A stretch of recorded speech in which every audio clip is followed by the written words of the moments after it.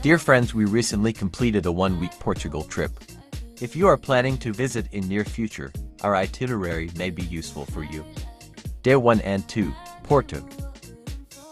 We started our day with the walking tour of the historical center of Porto.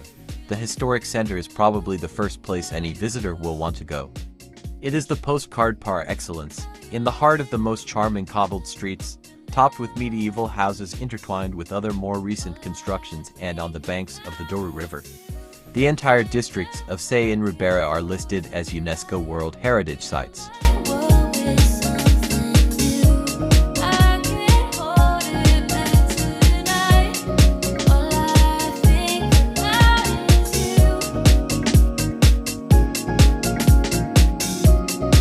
The first stop in this beautiful historical center was São Bento railway station.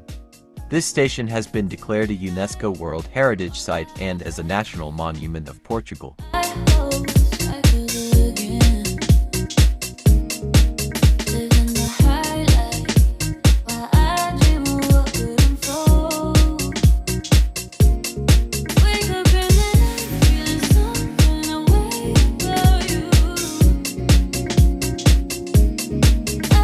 Our next stop in this beautiful hilly historical center was visiting Town Hall.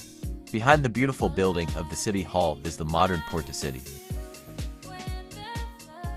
The Porto University campus is also located in the historical center of Porto. Near the university campus in downtown there are the Carmo and Carmelitas churches. At first glance these two churches look like a one big church in the city. In fact, they are two churches separated by one of the world's narrowest houses. This house was built to make all contact between the nuns and the monks impossible. If you look closely, you'll find Carmo Church on the right and Carmelitas Church on the left.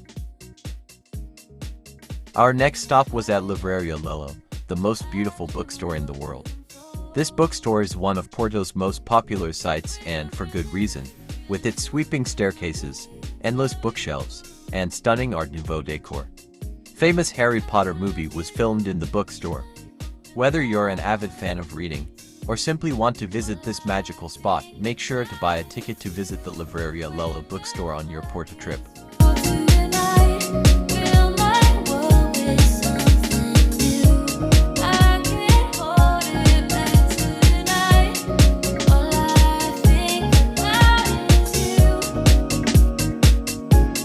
If time permits, consider visiting a nearby church and Porto Tower. Views of the Porto city from the tower are amazing and picturesque.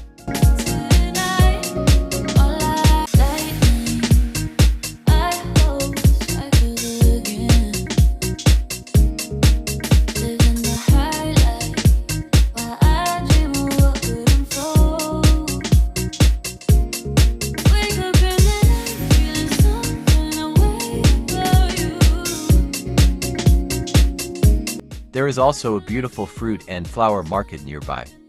Grabbing fresh juices or seasonal fruits from this market is not a bad idea.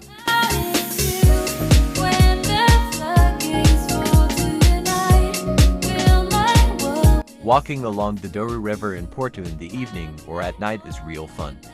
The Douro River flows through the city, and its mouth is where the river empties into the Atlantic Ocean. The river is a major feature of the city's landscape and is also known for its beautiful scenery and historical significance. There are a number of restaurants and vendors on the sides of this river offering delicious cuisines and souvenirs. Street performers also regularly perform their art skills.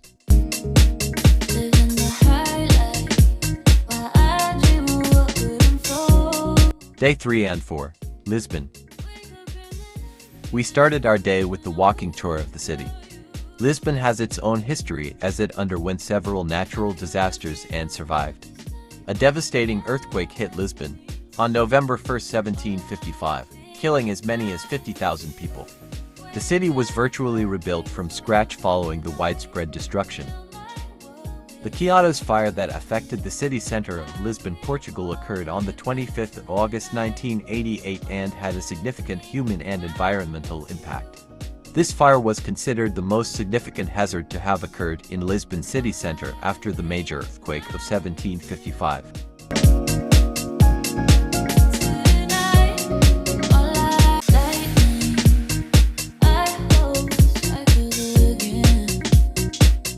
On the 6th of August 711, Lisbon was taken by the Muslim forces of the Umayyad Caliphate. The ancient Muslim influence is still visible in the Alfama district. This old quarter of Lisbon survived the 1755 Lisbon earthquake. Many place names are derived from Arabic, and the Alfama was derived from the Arabic Alhama.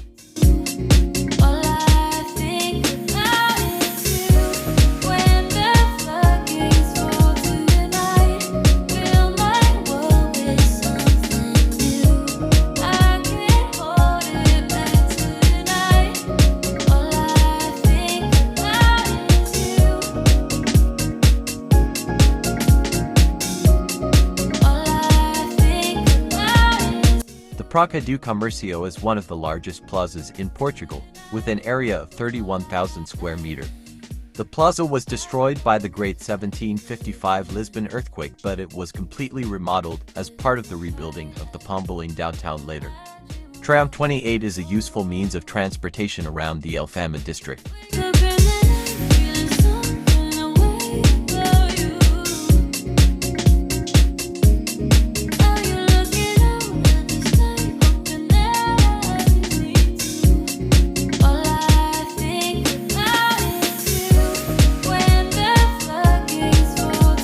The Rua Nova do Carvalho and the Quai do Sodré neighborhood is one of Lisbon's unmistakable landmarks, better known as the Pink Street. The name naturally derives from the street's distinctive color. This street is particularly popular among tourists. The evening atmosphere is electrifying, and the nightlife truly pulsates. A variety of bars and restaurants line the street, offering a wide range of culinary delights and drinks. The stylish district of Chiado, Lisbon's commercial and cultural heart, is the place to go for both contemporary and old-style shopping, casual sightseeing, or to rub shoulders with elegant locals.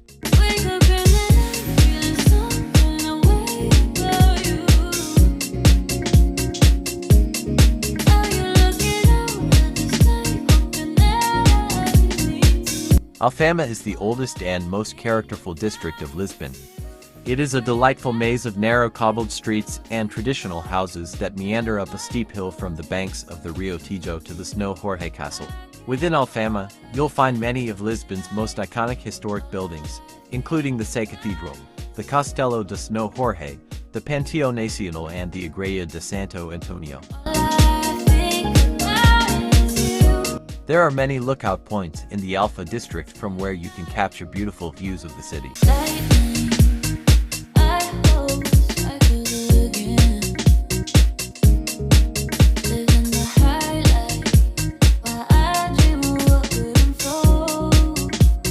Day 5. Evora.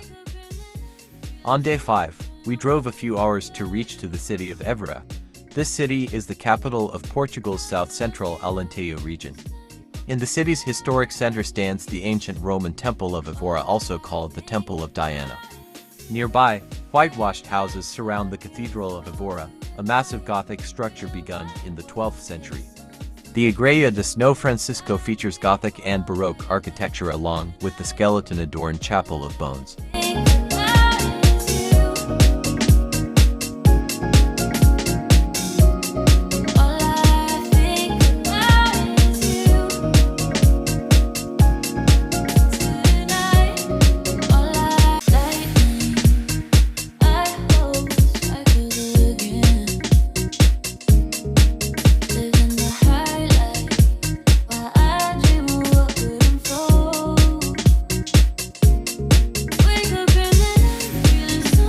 Day 6. Algarve region. On day 6, we said goodbye to the cultural city of Evora in the early morning and headed to explore the city of Olhão in the Algarve region of Portugal. Olhão is situated a short drive east of Faro Airport in the eastern Algarve. Olhão is a pretty fishing port reminiscent of the typical North African villages. Distinctly Moorish in appearance, it is a striking place of singular beauty and strangeness in the heart of Portugal's most popular holiday region.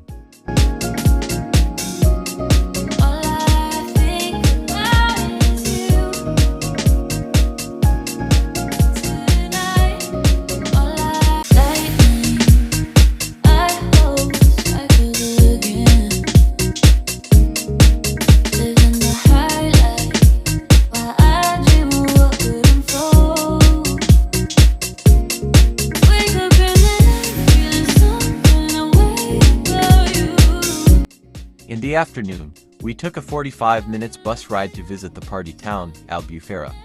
The city is a coastal town in the southern Algarve region of Portugal. It's a former fishing village that has become a major holiday destination, with sandy beaches and a busy nightlife strip. Local fishermen now use the modern marina, also a base for diving, dolphin watching and boat trips.